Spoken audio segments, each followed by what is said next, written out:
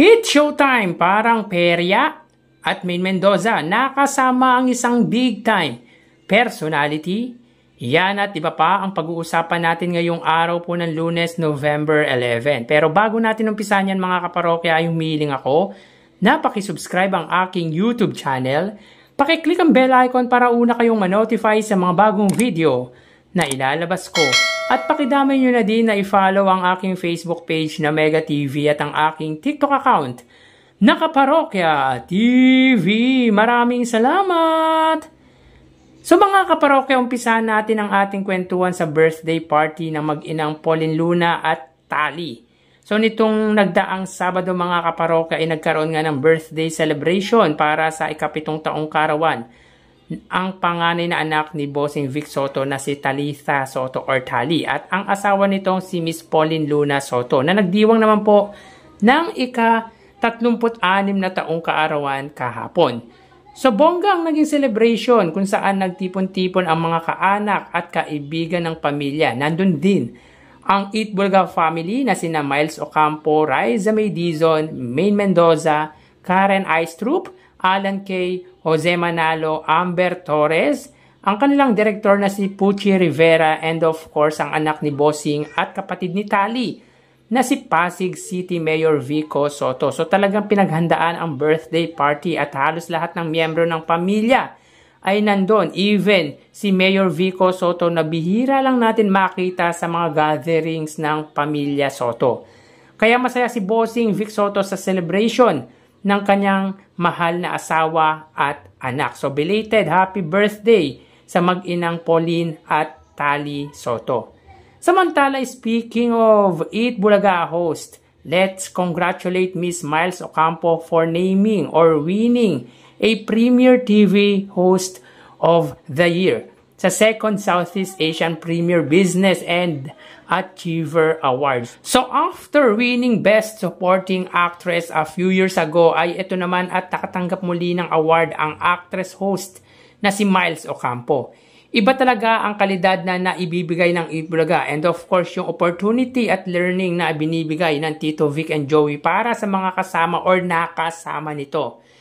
At masasabi natin na isa na din sa magaling mag-host sa bansa ang female host na produkto ng Going Bulilit. So in 2 years time mga kaparokya, as host ng Itbulaga, nakatanggap na agad ito ng award. Meaning ay kinikilala or kinilala agad ito bilang magaling na host sa bansa. As magaling talaga dahil magaling din umadlib si Miles. Kikay Kengkoy, kumbaga versatile na halos ka-level na din sila sa kakulitan ng co-host nitong si Main Mendoza. So congrats Miles Ocampo. Samantala, speaking of Main Mendoza, napa-flex sa kanyang official Facebook account kung saan nakasama lang naman ito sa iisang larawan. Ang may-ari lang naman ng bench na si Benchan. Ayon sa Itbulaga host, when we talk about a standout creative visionary and leader, only one leader comes to mind, Sir Benchan. I'm beyond grateful to have shared this amazing shoot with him for Tatler Philippines. Huge thanks to my bench family for this incredible opportunity. So yun nga mga parokya, isang karangalan para sa Itbulaga host na makasama ang may-ari ng isa sa malaking kumpanya dito sa bansa na bench na si Benchan.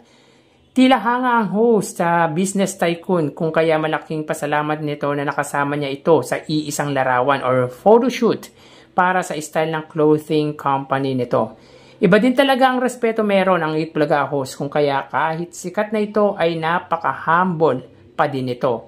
Very down to earth, ika nga. Samantala, ang It Showtime daw ay parang perya. Yan ay ayon sa Unkabogaable Star Vice Ganda. Sabi nito sa panayam sa kanya ng kanyang kaibigan, ang showbiz columnist na si OG Diaz. Ayon kay Vice, di ba nga nagsisimula pa lang yan? Ano bang sabi ko sa'yo?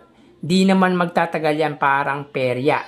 Di ba sabi ko sa'yo, mamang parang hindi magtatagal, parang perya? So dati kasi mga parokya, ang manager ni Vice Ganda ay si OG Diaz. Nung time na nagsisimula pa lang ito. Kung kaya't nasabi nga nito sa talent manager about nga sa parang perya ang programa na It Showtime noong unang taon nito. Well, nag-start ang It's Showtime na talagang parang perya dahil hindi pa sila noontime show noon up until the time na pinalitan nito ang Wawawi ni Willie Revillame. So sila po ang nag-take over ng noontime show ng ABS-CBN after Willie Revillame na Wawawi.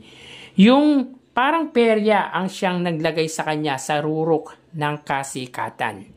Grabe yung parang perya mga kaparok, parang ang negative niyang pakinggan kasi pag sinabi mong perya is parang sugal, amusement park, maingay, kaya parang batid talaga ni Vice Ganda na parang peryahan ang programa ng ABS-CBN back then. So admitted naman pala ni Vice Ganda na ganun nga ang nangyari noon sa kanilang noontime show. Pero sa totoo ng mga parokya hanggang ngayon, ganun pa din naman po ang ingay pa din po ng programa nila na parang perya. Ika nga bardagulan talaga ang style ng show nila. Kaya kahit ang main host nito, inakala na hindi magtatagal ang programa nila. Kayo mga parokya, anong masasabi ninyo sa sinabi ni Vice Ganda? Please comment down below. So hanggang dito na lang, magsiingat po tayo palagi. Thank you and God bless.